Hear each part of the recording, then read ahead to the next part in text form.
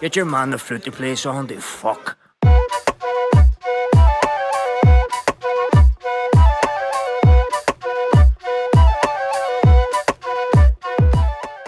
Dear Gwitch everyone, Kachima Sheed, and welcome back to episode number 111 of the Inline G Flute podcast with me, your host, motherfucking Inline G.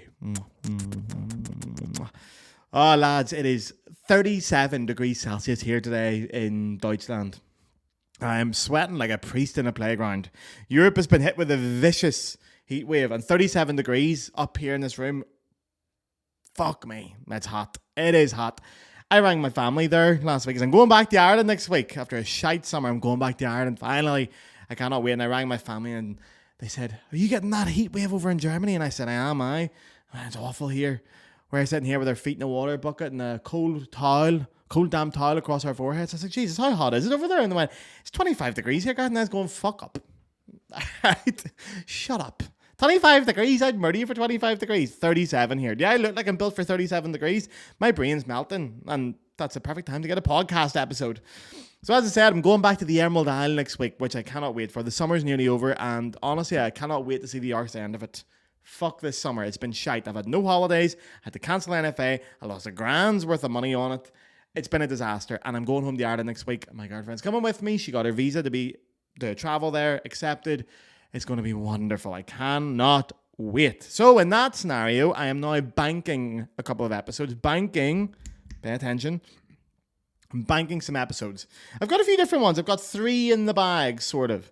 I've got a fun one. I've got a nerdy one, like a historical one, sorry, and I've got a nerdy one. Now today is the nerdy one, and that's actually the only one I've wrote. I've been too lazy to write other ones, but I will, I promise. So I saw today's topic, it popped up in, where else would it pop up but Flute Forum? Man, that Facebook group is the Wild West out there. It's no man's land. The fucking state of that place, I love it. It gets me going. I check that every morning, that group, and go in and see what people are fighting about. It gives me energy for the day. So I saw this topic come up, and I, as usual, went down some big rabbit holes. Some big rabbit holes, and it's hard to research the flute. There are fuck all websites about the flute. You guys have probably found this. When you want to find something specifically about the flute, you're going down to like blogs or forums or things like that. There's not much, or you're coming to this podcast. But there's no websites for it, man. It's who you blow, not who you know. Like, that's a joke I get to make there, because flute players will be like, yeah, this is who you blow. And it's not the dirty one. I should do some merch with that, man. I should get t-shirts. That's a good idea, innit? Fuck. It's not who you know, it's what you blow. The Inline G Flute podcast. Man, I am a fucking genius. I'm wasted here. I should be working in advertising. Also, speaking of merch, there is actually new merchandise coming out. That's the heat, sorry. I'll take a wee slug of beer here. Much better. New merchandise is coming out. We got t-shirts, hats, tote bags, and socks. The socks are lovely, and some pencils. So they'll all be launched soon. You get your hands on the merch. If you're a patron, you're going to get your first access to it before it sells out, as it did last time. I got the caps in last time. They sold out within like 30 seconds. So I've got a load of new ones. Patrons will get it first. This episode will be out before the merch is launched. So if you want to get access to the merch before everyone else does, because you'll probably have to wait a month if you don't. But if you do, go sign up to the Patreon and you'll get early access to it. So today's episode, anyway, come on, Gareth, head in the game. Today's episode is about the scales of flutes. I'm not going to say scale. I'm not going to say it in that accent, all right? I'm from Belfast. You're getting the Belfast accent. Scales of flutes. Now, you've heard of the different scales you get in the flute. You've probably heard of like the Cooper scale or the Bennett scale or the Boehm scale, blah, blah, blah, blah, blah. Now listen, honestly, for a long time, I hadn't got a fucking clue what that meant either. But now I am armed with mediocre research and a can-do attitude, so come learn with me. That's what this podcast is for. Now, I will say, this is going to be a really fucking nerdy episode. So if you're not a flute player, this might be too nerdy for you. I'd maybe recommend going and find a more anecdotal, accessible episode. Perhaps something like the Belfast Salome episode. Something like that. But here, maybe none. Maybe you're here and you're committed to it and you're going to hold on for the ride, in which case I respect you. So come on in and learn with me. It's going to be nerdy. This is nerdy. And we're going to start Nerd Central. One of my favorite topics in music, man, is the link between music and physics. So we're going to go right back to the start here, because context is everything, as we've learned in the media recently. So context. We're going to do a science lesson with me. So we're going to start with hertz, okay? This is really important, because when we're talking about sound, we talk about hertz. We're measuring a sound. So for example, you might have heard that the note A, which is A1 on the flute, is 440 hertz.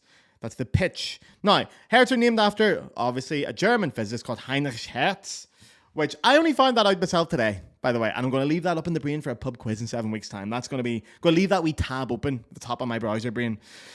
So hertz is how many times something vibrates per second. So it's 440 hertz, it vibrates 440 times per second. And we measure music with this. So the higher the note, the higher the hertz, the lower the note, the lower the hertz. And that's what gives it its pitch, because it's vibrating quicker. Easy peasy. He's all with me still. Now, when you want all your instruments to be in tune with each other, you all play a wee A at the start, and you get at the same level. So that's when, for anyone who doesn't know, when you go to an orchestra concert, you get the oboe, they play, bar. Is that an A? Can someone check that? Bar.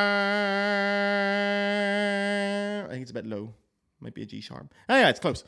So the oboe will play that, and then all the instruments join in playing their notes. They'll play their A first, and then they'll play all their other notes to warm up a little bit and get used to it. But the reason we tune the A is you just pick a note and you all tune to it to make sure the bass of the instruments are equal. And in tune, what that means is if one person say it's 440, the other person say also needs to be 440. Because if they're not, and they're out of tune, what that means is the sound waves clash with each other. When they're in tune, the waves go at the same level, and they sound lovely and harmonious. When they clash, for example, when they're 1 or 2 hertz out, that's a really nasty clash because the waves are hitting against each other. It has a dissonant effect, and it is uncomfortable on the ear. It has like, you can feel it in the ear. It's a physical vibration you feel. So we tune up with A's. Now, also, why do we choose the A? I was wondering this today. The reason for A, a couple of reasons. Well, one, stringed instruments like your violins, your cellos, your violas, and your basses, most of them, I think all of them nowadays, have an open string of A. So it's easy to retune it because it's an open string. So you put any fingers down for it, you just play that string and it's now. So that's very handy. And then also the oboe was one of the first non-string instruments to join in with the orchestra.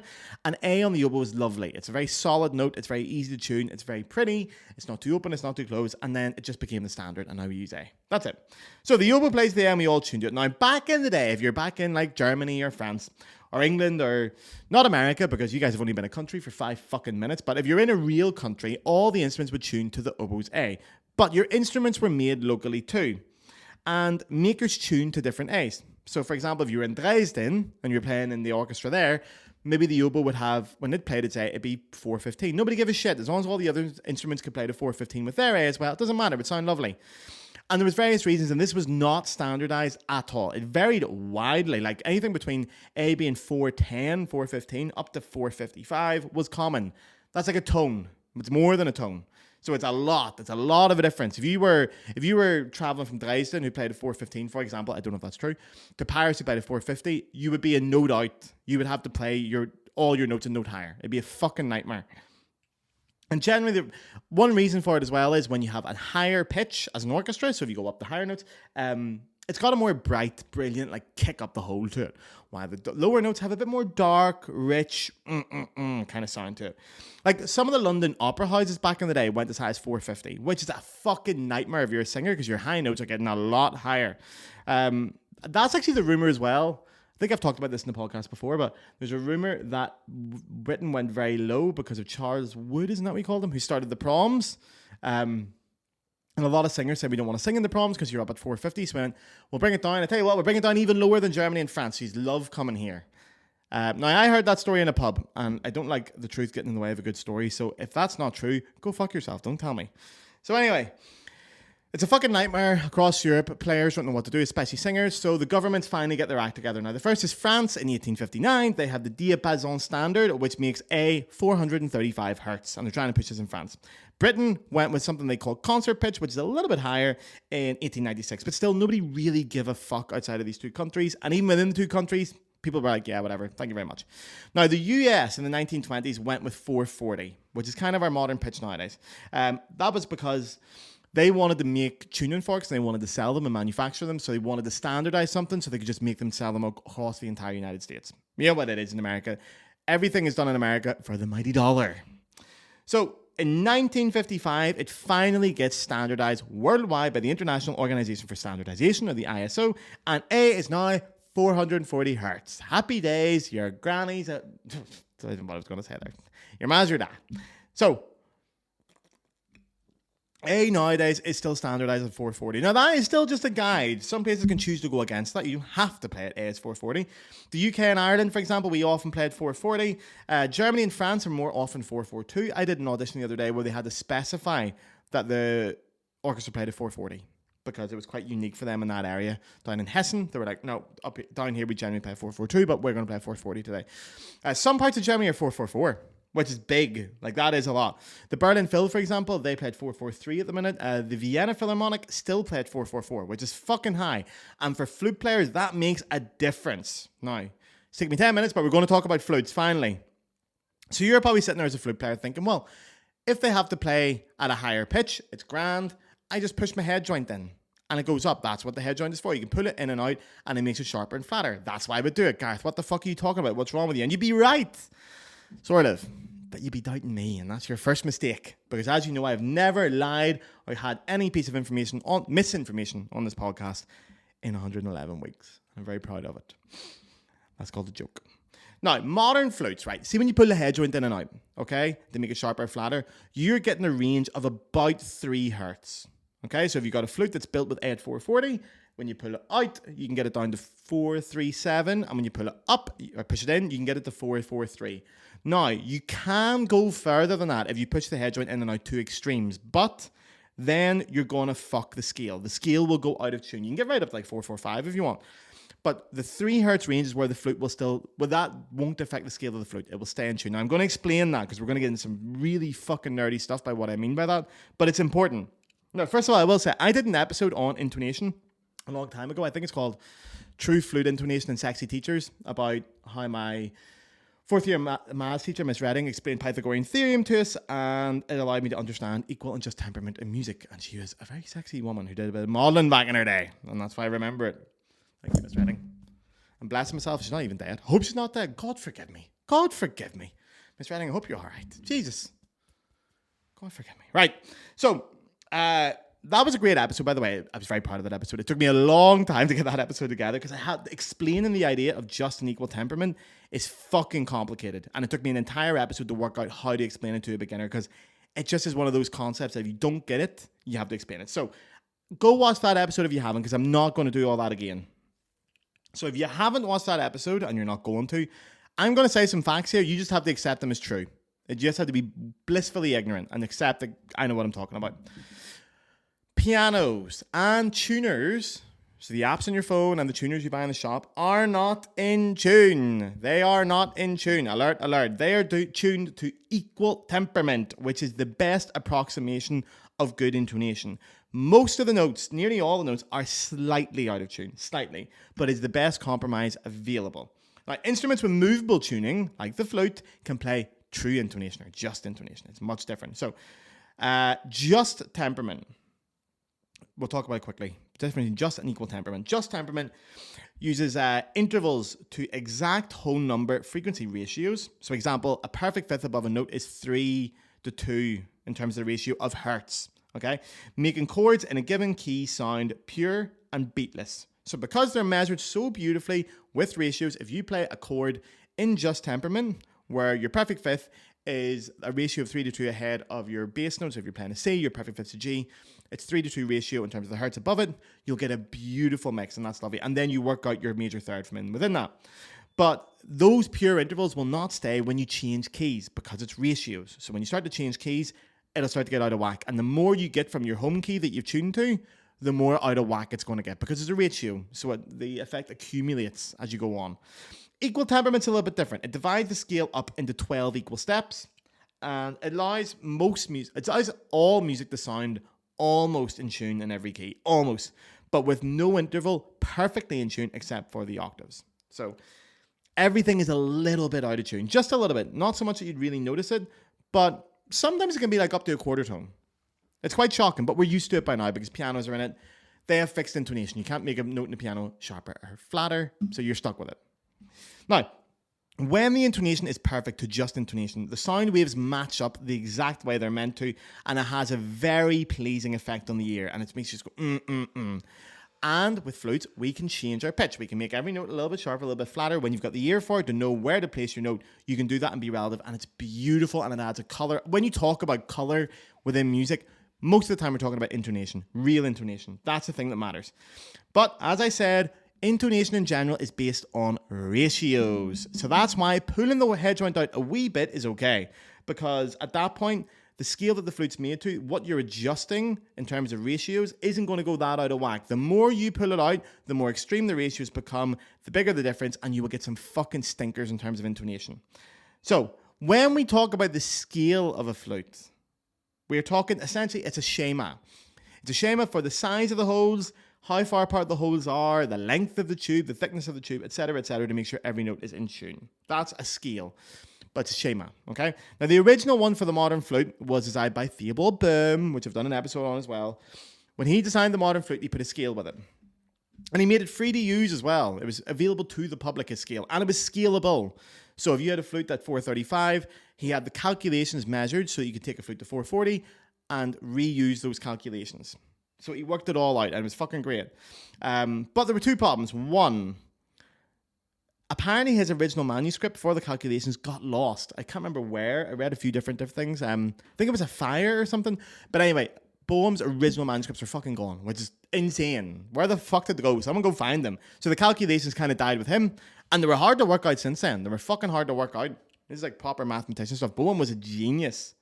And also, number two, moving towards the standardization of A equals 440 was a gradual thing. It didn't happen overnight.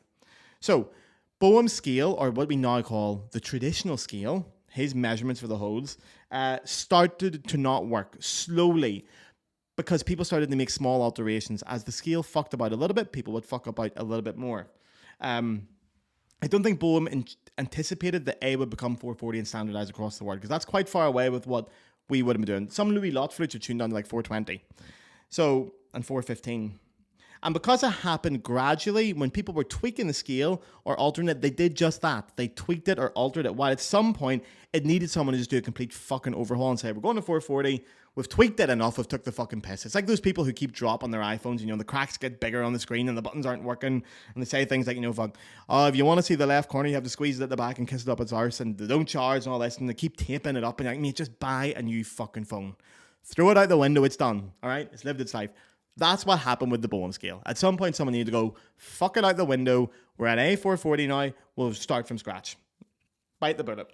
And eventually the bullet was bit. So in 1955, William Bennett is playing on a Louis Lot flute. I keep saying Louis Lot. I want to say Louis Lot, but I'll say about Louis Lot for Anglicism purposes. So he's playing this beautiful Louis Lot flute, and he brings it to Albert Cooper and says, listen, I want you to look at the scale on this flute. It doesn't sound very in tune. It's an old instrument. It doesn't sound right. I want you to revise the scale on it now. Albert Cooper was working for Ruddle and Cart, the big, massive London flute making and woodwind instrument making company, probably the best in the world. Cooper was the flute repair dude in the world and the flute maker in London and the world. He was just the guy. He's like fucking genius level, Albert Cooper. And Bennett bringing this in and saying, I don't think the scale's quite right. It's got the old cogs turning in Albert Cooper's head. So he's thinking, fuck, I need to see what I can do here. So he rings up his mate Elmer Cole, who's a very prominent player in London orchestras, one of the big players at the time. He says, Elmer, I need a bit of help as well. So Elmer goes out, smart boy, Elmer Cole. He goes out and works out Boehm's schema, the one that got lost. He worked it out. He measured the fucking hose and worked it all out and came back with a calculation and said, here we are. This is it. Now, Albert also rings up a fellow called Richard Lee, another London flute player, and says, listen, I want you to go out and play the flutes and start telling me which notes you think are out of tune, where they are. Try different brands, play with different orchestras, and I want you to tell me, generally, if you pick up patterns of which notes are fucked. And then, along with William Bennett, the three of them become like Cooper's wee Avengers, his wee team, to work out what's going wrong with flutes. So they meet up regularly at Cooper's house to have a wee cup of tea and talk about what's wrong with the flutes. And Cooper will make adjustments on the flutes and say, right, go give that a lash to all three of them, and they'll go and play it, and they'll come back. And they kept doing this and doing this and doing this. There's all kinds of things they noticed. To give you an example, I thought this was really interesting actually. So they worked out at that time that the top four notes on the left hand, so that's A sharp, B, C, and C sharp, are really flat, as well as the last three notes on the right hand, so F, F sharp, and G. They worked out that those notes are too flat. So Elmer Cole had his first real big moment of like, fuck, what can we do with this Boehm schema to make it more modern? He realized we're going to split the schema in two. It's going to have two independent calculations, one for the left hand, one for the right hand. No one had thought of doing that up until that point. That changed the fucking game. Now they could be independently altered of each other, and any calculations won't carry over into the other hand, and you won't get that accumulative carry-on effect, which we talked about earlier. Now, these wee things kept happening for years and years and years. The three of them are out there tooting their flutes to the wee hearts were content, and Cooper's sitting there fucking about with it. And then in the 1970s, he finishes, or more or less finishes, a scale, and it's enough of an overhaul from the Boehm scale to say, I'm going to give it a new name, and he called it the Cooper scale. It's born in the 70s. Now, this is a massive thing for the flute. This is the first major scale we've had since Boehm, since the fucking flute was invented, essentially, our modern flute. Now, you've got Trevor Y. I'm sure most of you know Trevor Y from his books. He was a major player and flute player and teacher in Britain. And he was saying, listen, everybody in London, every player in Britain, no matter who you are, get down to Albert Cooper and get him to change your flutes to a Cooper scale. That means moving the tone holes up, soldering them, changing the sides, lifting things up. Get it played to a Cooper scale. You will play better in tune. It's much better for the modern flute. And it doesn't need that fucking work that you are all doing at the time of changing certain notes to make them be in tune. This instrument will do the work for you. Because for years, so many players worked out that they just had to control the pitch using color or vibrato or whatever. They had to change the color on the notes or change the style of the note or change how they played it to get it in tune. And to be honest, that's very admirable and they were very good at it, but it would have been much easier if someone said, here, bring it down to me, I'll move the hole over a fucking millimeter and it'd be grand. So that's what happened. So by the 70s then, the mid-70s, Albert Cooper scale is starting to get picked up by major flute makers. Now, at the end, I'm going to give you a list of all the different flute makers that I found and what scales they use. It's very fucking interesting, and it wasn't easy to find. But once again, you come here and you get this information. That's what you're here for. But Cooper scale becomes the new standard. No longer the Boehm scale. Cooper scale is the new standard for all flute makers worldwide. Now, William Bennett keeps fucking with the scale. And he alters it, especially after Albert Cooper died in 2011, and went far enough with his alterations that he could justify calling his scale the Bennett scale. It's far enough away from Cooper's that it feels like it's justified his own name. There was also a thing called the revised scale made in 2012, which was between Bennett, Y, and Cooper.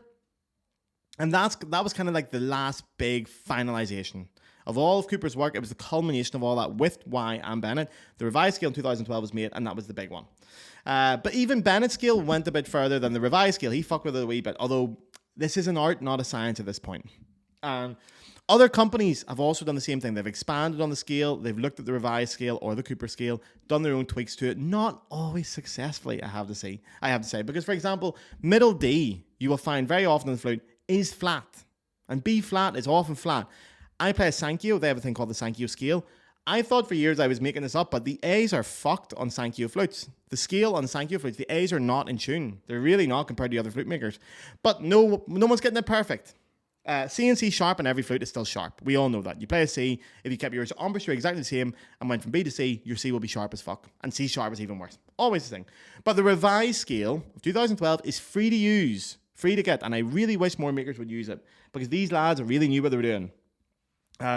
We've all become so used to fixing intonation with technique that we don't realize how fucking stupid that is.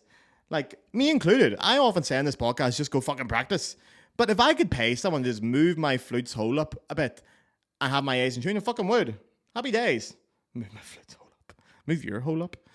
Now, I'm reading an article here about this from Y, Bennett, and Cooper. It's an amazing article. I don't know if they ever finished it because they said, oh, we're going to release an article soon of the last 3 parts. Obviously, Cooper and Bennett have popped their clogs now. So I don't know if it ever got finished or not, but it's very interesting. One section is misconceptions about the flute, common misconceptions of the flute and intonation. And there's some belters in it. It's really, really interesting. I'm guilty of a few of these, and they're so fucking fascinating to read. And I've made these misconceptions myself, probably on this podcast. If I read out these misconceptions and you've went, Gareth, you said exactly that on this podcast, point it out to me when I said it, and I'll give you a free cap. There you are. Tag me on Instagram and say, this is where Gareth Houston fucked up and admitted his own mistake, and I'll send you a cap for free. You're welcome. Now, before that, actually, do you know what? Let me do something quickly because I'm going to get carried away here, and this is my favorite bit, and we're actually nearly done. This is a short podcast this week, guys. But before we get to that, I need to do the Patreon read. I'm sorry, I need money. So, the Inline G podcast is free, and it will always be free. That is a guarantee. However, if you wish to donate to the podcast, you can now do so through the Patreon. On the screen now is the address.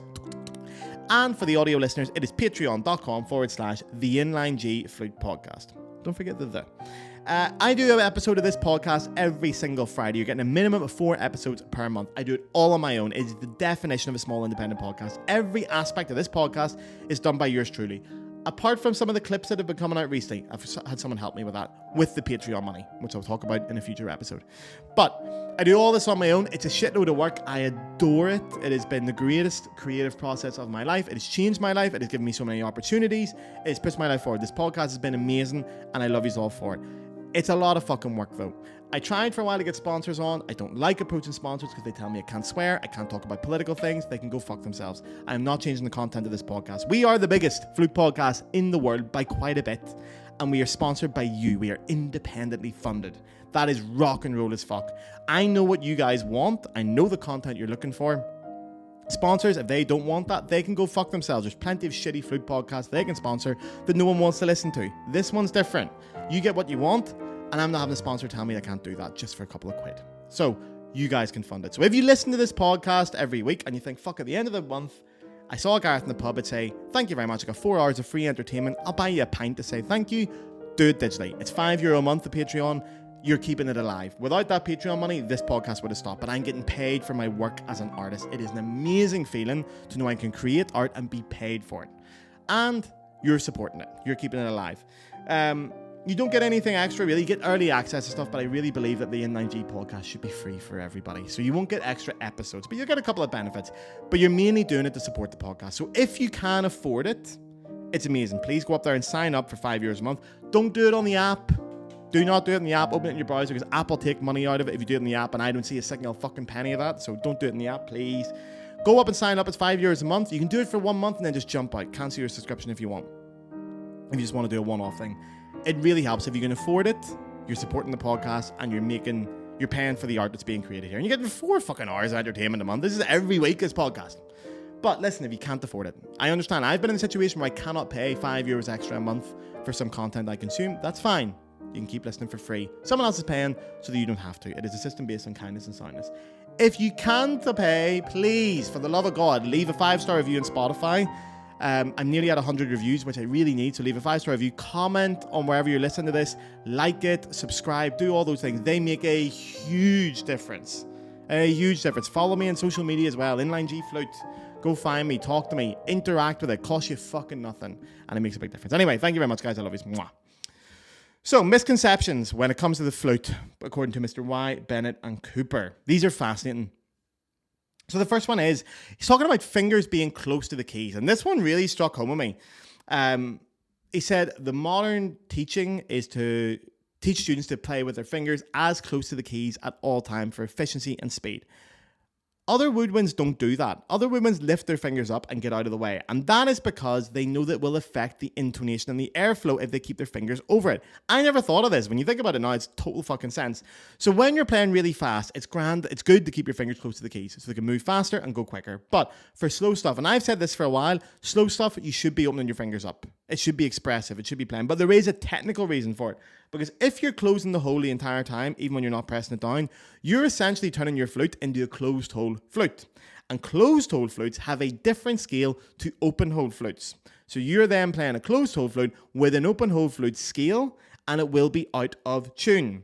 And you're also adjusting the timbre and the resistance of the instrument to that of a closed hole flute. It's very interesting. So open your fucking fingers up when you can. Let the air out.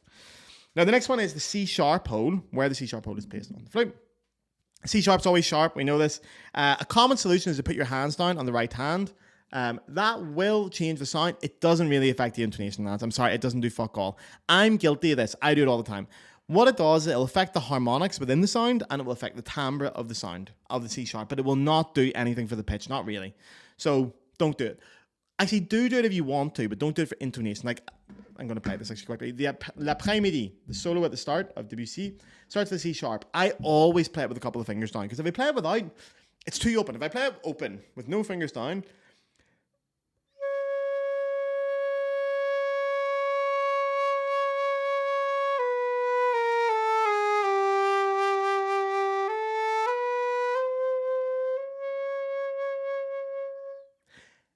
it's nice, but it's too open for me. And it feels uncomfortable to play. Now, if I put 2 fingers down in the right hand, there's just a little colour change.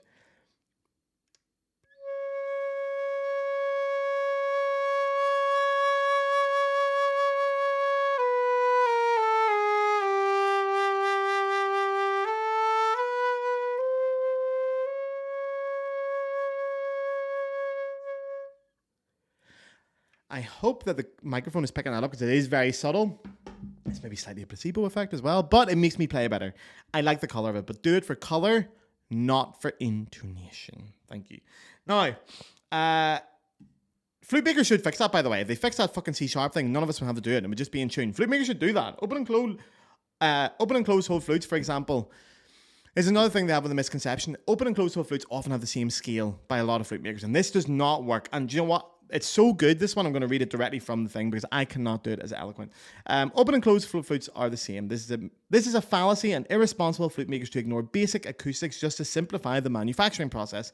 It is more economical for the maker to tool up, making one flute body for both open and closed hole flutes, but it is a lazy approach and assumes the customer doesn't care. Manufacturers producing both open and closed hole flutes with the same scale are surely working on the fact that the customer doesn't know. Woo-hoo-hoo, meow. Fuck it, I'm going to read, lads, I'm going to read more of these. I'm just going to read them out because these guys have worded it far better. Now, this is my favorite one. Fuck, I should have saved that to the end, but sure. He's talking about why open hole flutes and closed hole flutes are different. And this is very interesting. So the air vibrates in an open hole flutes, or in general, the air vibrates in flutes in a curved cone above the tone hole. So you got the tone hole there on the flute. And the air vibrates up there like a wee poo-poo. Now, the top of the cone is interrupted by the key cup and pad, but a hole in the cup allows more venting, resulting in a sharper note. You're giving the flute, you're giving the air space to breathe, essentially. Ideally, all tone holes should have cups above them, and experimental flutes using this idea are currently available for use by extended technique aficionados. A lot of people are making these flutes, actually. They're very, very, very fucking cool. But for the normal orchestral player, the 5 open cups, or called the French model, so the 5 open holes we have here, offer several alternate fingerings and can help to tune otherwise difficult notes, particularly in the 3rd octave. So it is different. You're given more space. If you're closing the holes, you need to do a different scale because the air does not have the same place to go. It makes total fucking sense when you think about it. Next misconception, there is no perfect scale. Players just have to get used to it and adjust to what they have. True, they can depending on their skill, but why should they? This is the same as suggesting that a badly tuned violin can be played in tune by an accomplished performer by getting used to what they have. This is an excuse by uninformed flute makers to justify their ignorance about flute scale design. A poorly designed scale will hamper the development of a performer. Times are so competitive now that the sensible student must ensure his career has the fewest. His or her, by the way. But I'll let that slide because you're old white lads. Next one. You can get used to any flute and play it well in tune. It just takes time. I've said this a lot. Okay? I say this a lot. And this is what he says here. It is true that a skilled player can get used to a poorly skilled flute and depending on their ears and ability, can adjust and play reasonably well in tune. Others, orally less fortunate, may play with faulty intonation, but will probably never know it, though their colleagues may know. But why start off with a 3-legged horse? A well-constructed scale will allow the greatest technical and musical freedom. He's right. To be honest, he's right. I shouldn't bitch about that. If you have a good flute that's well in tune, you're going to save yourself a lot of fucking work. And you're paying the money for it. Jesus, none of these things are fucking cheap. They're hardly coming out in fucking cereal boxes, are they? They're a fucking fortune. This one here, I've actually said this before. You should not be correcting pitch by rolling the flute in and out with your hands. So moving the flute inwards or outwards with the hands should never be an option to remain in tune when using dynamics. There is quite enough to do expressively while keeping a careful control over the tone without rolling the flute in and out. It is a ridiculous solution for pitch control and will lead to instability and poor performing habits. I agree. It can be used for some things. You do it for like note bending and stuff like that or for a different color. But to use that to correct pitch is a fucking stupid idea because you kill the color. You kill the harmonics. You kill the resistance. You kill the resonance. Everything disappears. And it stands out more. Okay, the note might be in tune now, but the color of it is fucking stinking. So it sounds as bad. So there's no point in doing it. So there's loads of ways to affect your intonation. Rolling your flute in and out is not one of them, okay? And the last one, this donut. Now, the donut thing is, I'm sure you've seen it. I'll read about it here on the side. The donut improves the top A, true, but only a little. But it also seriously lowers the quality of A1 and A2, and in most cases makes these notes flats. Do they say what a donut is here? Maybe not. Okay, the donut is because they realize that one of the keys on the flute, I think it's the G sharp heel that opens up back here, because it's venting it, it makes some notes very, very open and can fuck the intonation. So the solution was to put a little smaller, thin layer in the hole to make the hole smaller, and it's called a donut because it usually looks like a donut shape. I've also seen half donuts. Brandon uses a lot of these as well, and they can fix intonation issues. The problem is they do make A's. I think, in my opinion, they make A's flat. So that's what makes them a little bit shit. I'm not a big fan of them either, and I think it makes the top A a little bit thin as well. So, but a lot of people love these donuts, and a lot of people get a lot from them. So, and I love donuts in general, just not these ones. So I will maybe let this one slide. I'm not a big fan of them in general, but here, whatever. Now, to finish this podcast for shits and giggles, I've done a note of what scale makers are using and what pitches their flutes are made at. Just so you're aware, you might not know this. I find this interesting, but I'm a very bored man. When I'm not podcasting, drinking, or hungover, I am absolutely bored shitless. I spend most of my time just waiting about the house, waiting for a text to say, hey, do you fancy going for it? I'm like, yep, I'm on my way. I'm already half cut. I've had a few pints already. I'll be at the pub in 10 minutes. I'm sitting there already. Happy days. I'll see you in a minute. I am so bored. So this is the kind of shit I'm doing to pass my time, and it's fucking killing me. So here is what most major flute makers, if I've left one out, go fuck yourself, all right? How much time do you think I have? All right, I forget them. What most flute makers are using to pitch their instruments at and which scale they're using. So Miyazawa, all their flutes are pitched at 4/4/2, all of them. And they use, very openly, the Cooper scale. Very, very openly. Brannan are called Brannan Cooper because Albert Cooper went to work for them. So, and he's the president emeritus. So they use the Cooper scale. First of all, obviously they use the Cooper scale. But they make their flutes at different pitches. You can buy flutes at 440, 442, 444, and 446. So that's part of the specification because it will change all the scale. It has to be adjusted to the ratios. So it will change everything. So they quite correctly offer it at different pitches. Haynes only offer their flutes at 442 and part of the specifications. They have a thing called the DeVoe scale, or it used to be called the DeVoe scale. I think they call it the Haynes A442 scale now. It's a modification of the Cooper scale. It's a gentle modification. Which modifications? I don't know. A lot of these flute companies make these modifications and feel like they've done enough to warrant giving it a new name. I think that's bullshit. I think a lot of the time they're just doing it because they want to say they've got their own scale. They should be saying it's the Cooper scale, or a variation on the Cooper scale, in my opinion. But whatever. Sankyo as well. I played Sankyo and I love them. I've done work for them, but I'll throw them under the bus if I have to. They only make their flutes at 4/4/2. It looks like I cannot find anywhere else where Sankyo will make a 4/4/4 or 4/4/0 flute. And they use something called the Sankyo scale, which again is a modification. And I've got a strong feeling that the modification is let's make all the A's flat just to piss Gareth off. Now, Altus, they say they play. This is an interesting one. Altus say their flutes are made to 4/4/2. But I've seen someone who's done the measurements on it. Altus used the Bennett scale. It used to be called the Altus Bennett scale, and then they call it the Altus scale now since Bennett's dead. They used the Bennett scale, and someone had measured an Altus flute, and he had Bennett's calculations, which were available to the public, and said even though Altus said it's 4/4/2, the measurements that they've used are made for a 4/4/0 flute. So there's a little bit of an argument about what pitch Altus flutes are actually at. Very interesting, bit of a scandal there. Muramatsu only offered a 4/4/2 as well. They have a thing called the Muramatsu scale. And Powell offered 4/4/2 and 4/4/4, and they have a variation as well, the Cooper scale, called the Modern Pound scale. Guys, there is no moral at the end of the story. There's no hot take, and there's no end to this episode. I find this fascinating. I'm going to keep digging to see what I can find out. What I would really love to know is if you have any more information on this, any more tidbits, any things you've heard over the years, please pass it on. I would love to hear from you. And if you know anything about your flute, what scale it uses, what pitch it's built at, please let me know. I'm very interested in it. Also, if you have any requests for episodes, when this episode comes out on that day, I'm spending 12 hours in the train going to fucking Berlin. So I'm back when I'm only there for an hour. But anyway, and I've got a lot of time to write 2 episodes before I get to next week and I have my big concert and I go back down and I drink myself into oblivion. So if you've got requests or ideas for an episode, send me them across right away. If you're listening now, message me right now. Especially if you're listening on Friday. If you're not, you're listening in the future and this voice is coming to you from the past. Send me it anyway. If you have a good idea, it'll probably help. So anyway, lads, have a lovely weekend. Slan, Grma, I love yous. Up or free Palestine. Get your man the flute to play song, the fuck.